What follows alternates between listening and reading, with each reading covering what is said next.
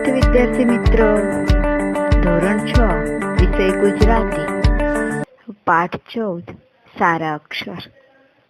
એના લેખક છે પિંકી બહેન અને તેનો પ્રકાર છે સંવાદ. સંવાદ કોને કહેવાય કે 2 જણ 3 જણ ભેગા મળી અને એક પછી એક પ્રશ્ન, એક પછી એક જવાબ અને એક પછી એક વાતોની અંદર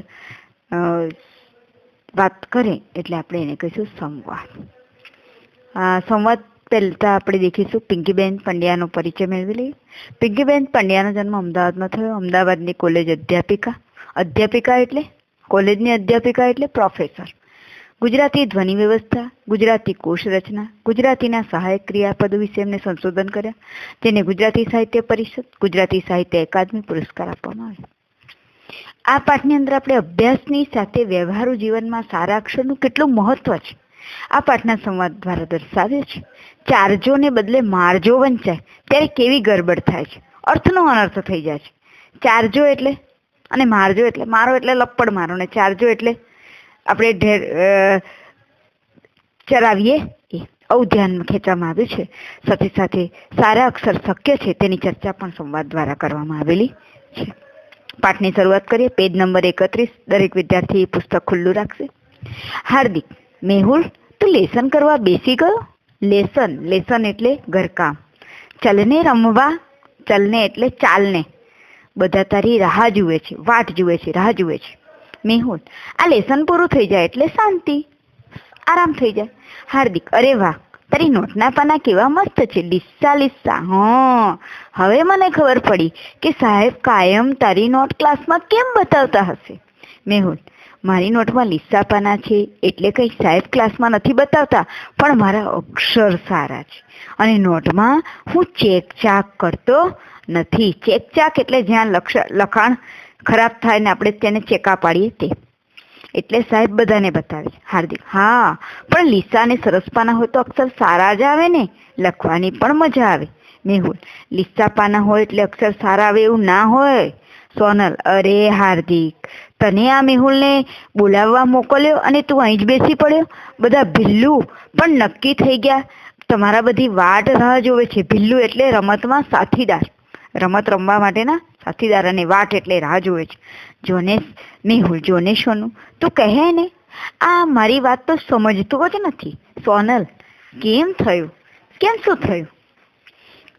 મેહુલ, એ મને કહે છે કે મારી નોટમાં પાના લીસ્સા છે એટલે મારા અક્ષર સરસ આવે છે. એવું કંઈ હોતું હશે? સોનલ, ના યાર, એવું ના હોય. જોને, મારા પપ્પા મારા માટે મોંઘી નોટો લાવે છે. હાર્દિક, મારા પપ્પાને તો હું કહું છું તોય નથી લાવતા. રાધા, એવી તો બધા પપ્પાને ખબર જ પડે ને, આપણે તો કામનું હોય એટલે મોંઘું અને એટલે ના કામનું હોય એટલે ના પણ લાવે, એમાં શું? હાર્દિક, પણ એમાં એટલે તો મારા અક્ષર સારા નથી આવતા. સોનલ, એવું કશું નહીં, મારા અક્ષર તો ગમે તેના પર લખો સરસ જ આવે છે. રાધા, એ તો વળી તું અણીવાળી પેન્સિલથી લખે છે ને, આપણે પણ દોસ્તો જોડે વાત કરતા હોઈએ ત્યારે આપણે એકબીજાને આવી રીતના કરતા હોઈએ છીએ. અશરફ, એમાં તો તું આખો દિવસ પેન્સિલ છોલ કર્યા કરતી હશે. હાર્દિક, એને 2 દિવસમાં એક પેન્સિલ પૂરી કરે છે. સોનલ, અલે એ તો અણી તૂટી જાય તો છોલવી જ પડે ને, અને પેન્સિલ બટકણી હોય તો હું શું કરું? આ બટકણી નવો શબ્દ આવ્યો. બટકણી એટલે સહેલાઈથી તૂટી જાય. રાધા, સંચાથી છોલે છે એટલે કદાચ તૂટી જતી હશે. બ્લેડથી છોલીશ તો નહીં તૂટે. બ્લેડ એટલે પતરીથી છોલીશ તો નહીં. ધવલ, આ બ્લેડથી છોલવા જતા પેન્સિલને બદલે આંગળી છોલાઈ જાય તો શું થાય મિત્ર? લોહી થઈ જાય. અશરફ, મારી પાસે તો એવી બ્લેડ છે કે જે અણી ભમકાદાર થાય. ભમકાદાર એટલે ભપકાદાર, ધારદાર, પણ જરાય વાગે નહીં. રાધા, પણ તારા પપ્પા તો કહેતા હતા કે તારા અક્ષર બહુ ગંદા છે.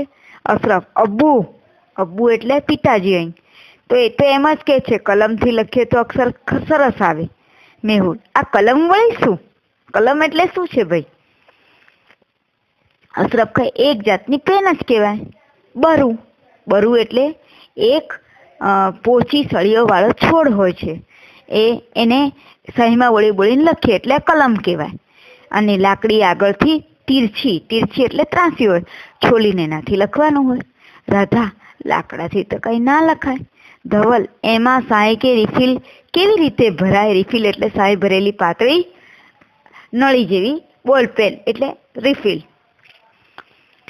અશરફ, કલમમાં રિફિલ ના નખાય અને એનામાં સાય પણ નથી ભરવાની. ધવલ, હાર્દિક, તો પછી? અશરફ, કલમને દવાવત એટલે ખડિયો, દવાત એટલે ખડિયો, ખડિયામાં બોળવા, એનાથી લખવાનું.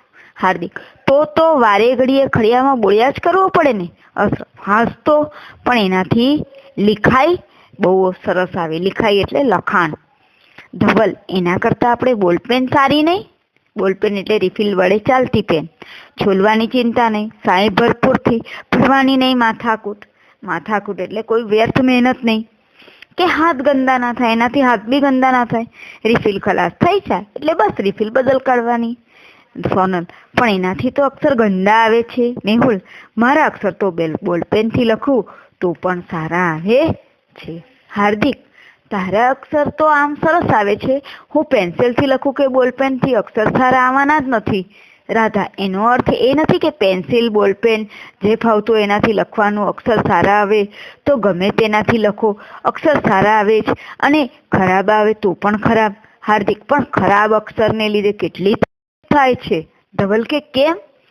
મારા સાહેબ કહેતા હતા કે મારા અક્ષર ખરાબ છે એટલે મારા માર્ક્સ કપાઈ જાય છે. માર્ક કપાઈ જાય એટલે ઓછા ગુણ મળે છે. તો હું લખું છું તે જ તેમને ખબર નથી પડતી. રાજા, અરે એના લીધે તો કેવી ગરબડ થતી હોય છે. મારી મમ્મી બહાર ગામ ગઈ હોય ત્યારે મારા ફોઈએ મારી મોટી બેનને કાગળમાં લખ્યું, માટલું બરાબર સાફ કરજો, ઓટલો બરાબર વાળજો. અને એને મને એવું વંચાયું, ચાટલું બરાબર સાફ કરજો, ચોટલો બરાબર વાળજો. ચાટલું એટલે દર્પણ બરાબર સાફ કરજો અને ચોટલો બરાબર વાળજો. ચોટલો એટલે માથાના વાળમાં આપણે ગૂંથીએ તે. તો મારી બેન તો બિચારી રોજ ચાટલા સાફ કર્યા કરે, ટૂંકા વાળમાં ચોટલો વાળવાની કોશિશ કર્યા કરે. કોશિશ એટલે પ્રયત્ન કર્યા કરે. બિચારી કેવી કંટાળે ગઈ તેની વાત જ નહીં. તો વિદ્યાર્થી મિત્રો, આ તમારે પાઠ અહીં સુધી મેં તમને ચલાવ્યો છે. હવે તમારે ફરી એકવાર આ પાઠનું વાંચન અહીં સુધી કરી અને અનુલેખન લખવાનું રહેશે.